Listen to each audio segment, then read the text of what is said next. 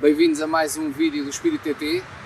Hoje estamos aqui no meio do campo, onde vamos fazer umas filmagens e fazer umas breves explicações sobre os ângulos de ataque, de saída, ângulos ventrais, por aí fora, os chamados ângulos de desempenho das viaturas de todo terreno. São aqueles ângulos que efetivamente nos vão dar, digamos, grande parte ou não do sucesso da nossa passagem de obstáculos, e são aqueles que também convém ter um bocadinho de cuidado e saber e conhecer a nossa própria viatura. Obviamente que as viaturas são todas diferentes, nós vamos, digamos assim, falar de uma maneira genérica e vamos tentar que vocês percebam efetivamente qual é que é o impacto disso depois no uso do Jeep. Espero que gostem de mais um vídeo e estejam por aí. Relativamente ao ângulo de ataque, é aquele que mais sobressai nos Jeeps, nas preparações. Realmente as pessoas gostam muito de alterar os para-choques dianteiros para ganharem ângulo de ataque. Obviamente essa parte das alterações fica para outro vídeo, mas como é que se calcula o ângulo de ataque? Normalmente temos que ver a zona mais saliente do para-choques com a zona onde o pneu vai tocar o obstáculo e traça-se uma linha, basicamente uma coisa deste género. E conseguimos medir o ângulo que esta linha faz paralelamente depois ao piso. E é assim que conseguimos perceber se a viatura tem mais ou menos ângulo de ataque. Obviamente, quanto mais reduzido for a zona de para-choques, maior será o ângulo de ataque e também maior a capacidade, digamos assim, do veículo progredir. Algo que influencia ligeiramente também o ângulo de ataque é sempre o diâmetro do pneu que está instalado. Okay? Relativamente ao ângulo de saída, é muito idêntico em tudo ao ângulo de ataque, mas em vez de estarmos a falar do para-choques dianteiro, estamos obviamente a falar do para-choques traseiro. Por norma, em grande parte das viaturas, o ângulo traseiro é um dos calcanhares daqueles, porque é aquele que geralmente é um dos mais reduzidos. Como é que se calcula? Da mesma maneira. Ponto mais saliente do para-choques, não é aqui, é cá ao fundo, ok?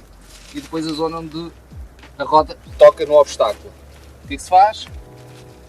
Linha, e é aqui, digamos, que vamos ter o nosso triângulo e o ângulo que faz, digamos, com o solo, e é este que nos vai dar a capacidade do veículo sair dos obstáculos. O que é preciso ter atenção? Sempre que o ângulo de saída for mais pequeno que o ângulo de entrada, podemos ter problemas, ok? Podemos ter problemas porque podemos entrar num obstáculo, numa zona com uma vala, e ao sair roçar com o para-choques traseiro. Tanto no ângulo de ataque como no ângulo de saída, a montagem de acessórios no carro, como barras, ganchos de reboque, obviamente reduz esses ângulos. Porquê? Porque se tiverem uma barra não tem um gancho de reboque, essa barra vai estar mais baixa que o para-choques e obviamente vai ser esse o ponto mais saliente e obviamente vão perder ângulo de saída. Na frente acontece a mesma coisa, com aqueles bulbares muito bonitos, todos cromados, que na prática não servem para muito, mas que retiram também o ângulo de entrada. Um dos ângulos que temos que ter em atenção também quando andamos no todo terreno é a inclinação lateral.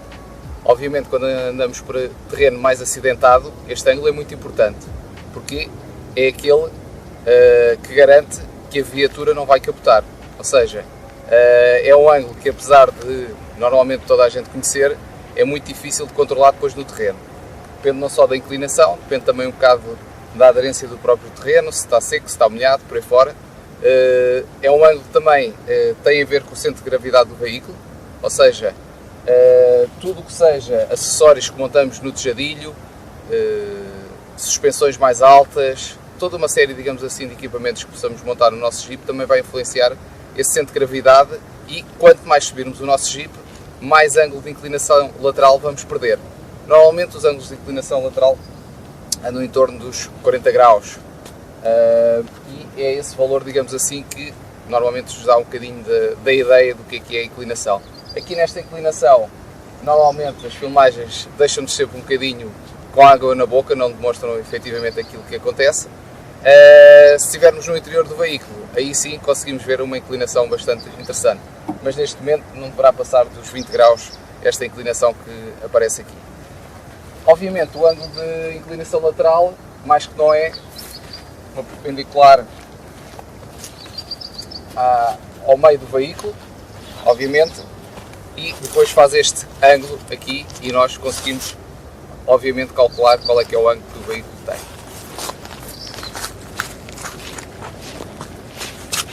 Quando eu falei em acessórios, falei obviamente que ao termos o centro de gravidade mais alto, este ângulo, o que vamos fazer, vai-se perder ângulo e vai-se deslocar, digamos assim, o veículo nesta direção.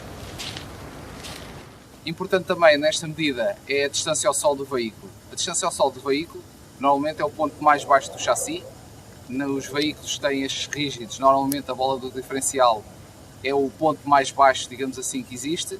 Noutros tem a ver com barras de direção, tem a ver com as próprias barras do chassi. Aqui neste caso, o importante é, quando nós estamos a falar de distância ao solo, é efetivamente esta pequena distância que está aqui e também cá dentro no chassi. Obviamente que esta distância que tem aqui do para-choques ao chão com o chassi é muito importante, porque é um dos detalhes que é muito pouco falado. Normalmente fala-se só do ângulo de ataque, mas fala-se pouco, digamos assim, do máximo obstáculo que o veículo consegue encostar as rodas. Ou seja, independentemente do ângulo de ataque, nós temos aqui esta aba, digamos assim, que não nos deixa encostar se tivermos aqui algum pequeno obstáculo, ou alguma pedra, alguma coisa desse género. Pronto. O que é que tem que ter atenção na distância ao solo? Obviamente a distância ao solo faz com que, se o veículo assentar com o seu chassi, as rodas e, digamos, passando todo o curso, digamos assim, que tem de suspensão, deixam de poder fazer tração. E obviamente ao não fazerem tração, o veículo não se consegue movimentar do sítio de onde está. Como podem ver, conforme o terreno, a distância ao solo também se altera. Okay? Daí que os veículos com as suspensões independentes variem na sua totalidade a distância ao solo, ou seja, nunca é a mesma, e os veículos de eixo rígido, que são aqueles preferidos para as pessoas que querem uma utilização de mais trial, esses sim mantêm sempre, e visto que têm um eixo a ligar as duas rodas, esses sim mantêm sempre a mesma distância ao solo. Okay? No caso das suspensões independentes, isso não acontece. Melhor para estradas, suspensões independentes, melhor para todo o terreno trialeiro, os eixos rígidos. O que é que acontece na grande maioria dos jipes dos anos 90, principalmente muitos japoneses, têm o eixo rígido traseiro, para manter aquela distância sempre constante ao solo, e o eixo dianteiro, normalmente equipa uma suspensão independente. A suspensão independente, obviamente, dá-lhe um melhor handling, uma melhor capacidade de absorver obstáculos, é mais confortável na estrada, tem um comportamento mais dinâmico o veículo. É uma questão depois de escolha dos utilizadores.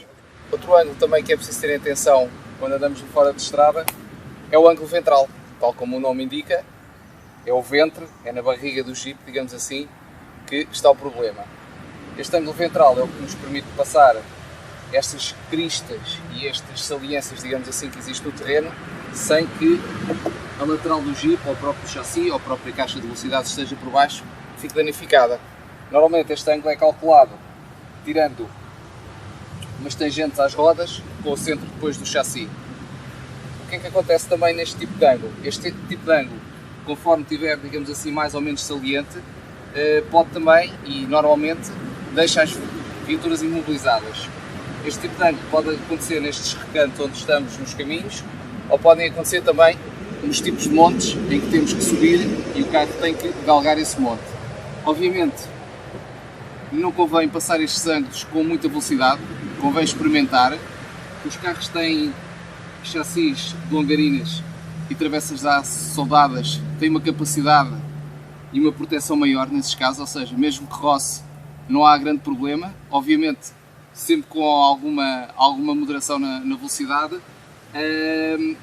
Por isso, também nunca esquecer que este ângulo depende sempre da distância entre eixos do veículo. Os veículos mais longos têm ângulos ventrais piores do que aqueles mais curtos e mais dedicados, digamos assim, a uma atividade mais trialeira. Não esquecer também. Outra medida importante é a capacidade de vão. A capacidade de vão é a capacidade da viatura atravessar cursos de água, e há de ter atenção que a medida da capacidade de vão influencia principalmente a zona da admissão do filtro de ar, ou seja, esta zona mais ou menos que está aqui deste lado. Obviamente todos os veículos poderão estar do outro lado, por isso convém conhecer qual é que é o vosso lado onde está o filtro de ar e depois daí então terem a percepção clara de qual é que é o ponto de tomada de ar com o motor. Obviamente, os cursos de água e a admissão para o motor são, digamos, aquilo que o pessoal normalmente tem atenção para a coisa não correr mal, mas quando o fabricante indica também qual é que é a capacidade de vale, tem a ver também com a parte de infiltração de água dentro do habitáculo. Ou seja, não se esqueçam que as portas normalmente estão mais baixas do que o próprio filtro do ar e por vezes a capacidade que o fabricante indica tem a ver efetivamente com a elasticidade que o carro tem. Se eu não estou em erro, mas depois posso confirmar isso, este carro tem 50 cm de capacidade de vale. Ora, 50 cm é qualquer coisa por aqui, ok? Estamos a falar desta zona, esta linha, deste farol do nevoeiro, claramente é a linha, digamos assim, pouco acima da linha das portas, sendo que o filtro de ar está aqui em cima. Obviamente, isto são coisas que variam muito com os veículos, normalmente os veículos que já têm alguma idade, as borrachas ficam ressequidas e também aí pode entrar água para dentro dos habitáculos. Por isso, é uma medida a ter sempre em consideração quando atravessem cursos de água. Os cursos de água, sempre que não tiverem a certeza como atravessá-los ou da profundidade, não o façam nem arrisquem, porque podem efetivamente perder a vossa viatura. Espero que tenham gostado de mais um vídeo do Espírito TT. Deixem os vossos comentários, subscrevam o nosso canal e, obviamente, acompanhem-nos nas redes sociais, Facebook, Instagram e também no TikTok. Espero que tenham gostado e bons trilhos. Até à próxima.